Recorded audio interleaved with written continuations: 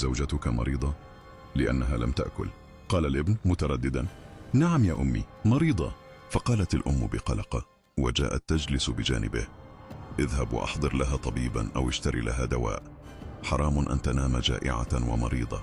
قال الابن محاولا طمأنتها: لا لا يا والدتي، ليست متعبة كثيرا، ستستريح قليلا ومن ثم تأكل، لا تقلقي. قالت الأم: إذا كان كذلك فطمني عنها، ربي يحفظكم جميعا يا أولادي. قال الابن بحنان: اللهم آمين، غدا سنذهب إلى مكان ما وسيتغير كل شيء.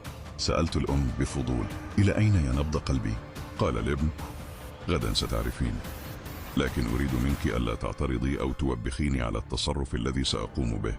قالت الأم بقلق: والله أقلقتني يا ولدي، لكنني لن أضغط عليك حتى تفهمني أكثر، لأنني أعلم أنك تتصرف بحكمة.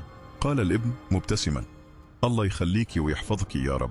وفي اليوم التالي وعند الساعة 10 صباحا ذهب الزوج برفقة والدته إلى بيت أهل زوجته تلبية للدعوة. كانت الزوجة تعترض في البداية، لكنه طمأنها قائلا: لا تقلقي، سوف آخذها، وبعد زيارة أهلك سأذهب بها إلى حيث اتفقنا. فاقتنعت الزوجة وذهبوا معا. عند وصولهم إلى بيت أهل الزوجة تم استقبالهم بحفاوة وتبادلوا الأحاديث الودية. صدح صوت الأذان فقام الجميع لأداء الصلاة، ثم جلسوا في انتظار تجهيز الطعام وتقديمه. خلال ذلك طلب والد الزوجة الحديث مع الزوج على انفراد وقال له: الصراحة لدي موضوع مهم، وهذا ما جعلني أتصل بك لأتحدث معك. كما تعلم لدي ابنة واحدة وهي قريبة جدا إلى قلوبنا، ولا أستطيع أن أخذلها في أي طلب تطلبه.